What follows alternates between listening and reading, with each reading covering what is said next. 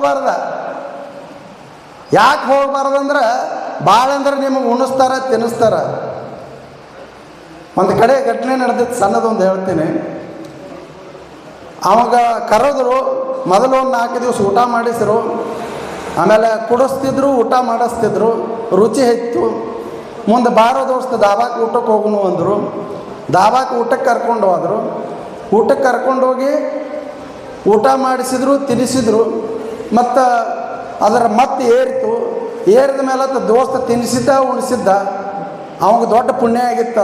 ಅದನ್ನು ಉಪಕಾರ ಹೆಂಗೆ ತೀರ್ಸೋದತ್ತ.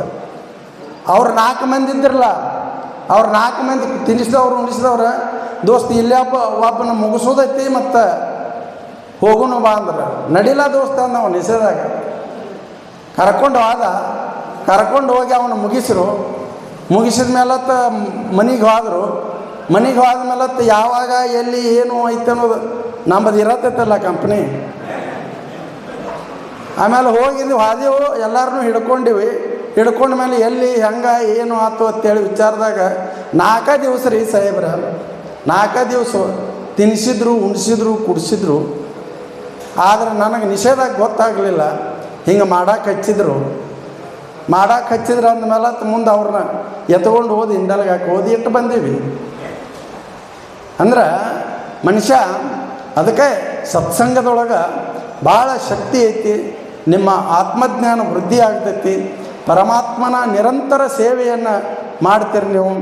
ಅದಕ್ಕೆ ಯಾವತ್ತೂ ಕೂಡ ನೀವು ನಮ್ಮ ದಿವಾನ್ಮಾಳ ಅವರಾತು ಭಾಳ ಪ್ರೇಮ, ಅವರು ಕಲಾವಿದರ ಮೇಲೆ ಭಾಳ ಪ್ರೇಮ.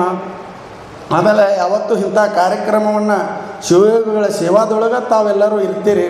ಇಂಥ ಕಾರ್ಯಕ್ರಮವನ್ನು ನಿರಂತರ ಮಾಡಿಕೊಂಡು ನಮ್ಮನ್ನೂ ಇಲ್ಲಿ ಕರೆಸಿ ಇಂಥ ನಿಮ್ಮಂಥ ಮಹಾತ್ಮರ ವಾಣಿಗಳನ್ನು ಕೇಳಕ್ಕೆ ಹಚ್ಚಿ ನಮ್ಮ ಕಿವಿ ಕಣ್ಣನ್ನು ಪಾವನಗೊಳಿಸಿದ್ರಿ. ನಾವು ಬರೀ ನಮ್ಮನ್ನ ಯಾರೋ ಒಳ್ಳೆಯ ಕೆಲಸಕ್ಕೆ ಕರೆಯಂಗಿಲ್ಲ, ಅಲ್ಲಿ ಆದಾಗೈತ್ರಿ ಇಲ್ಲಿ ಆಗೈತಿ ಅಂತೇಳಿ ಇದಕ್ಕೆ ಕರೀತಾರೆ. ಅದಕ್ಕೆ ಇಂಥ ಕಾರ್ಯಕ್ರಮವನ್ನು ಕರೆಸಿ ನನಗೂ ಸ್ವಲ್ಪ ಕೇಳೋಕೆ ಅವಕಾಶ ಮಾಡಿ ನನ್ನನ್ನು ನೀವು ಪವಿತ್ರ ಮಾಡಿರಿ ಅಂಥೇಳಿ ನನಗನ್ನಿಸ್ತದ. ಅದಕ್ಕೆ ಇಲ್ಲಿ ಮಾತಾಡೋಕ್ಕೆ ಅವಕಾಶ ಕೊಟ್ಟಿರ್ತಕ್ಕಂಥ ತಮ್ಮೆಲ್ಲರಿಗೂ ಅನಂತ ಪ್ರಣಾಮಗಳನ್ನು ಸಲ್ಲಿಸಿ ಎಲ್ಲರಿಗೂ ಶರಣಾರ್ಥಿಗಳು.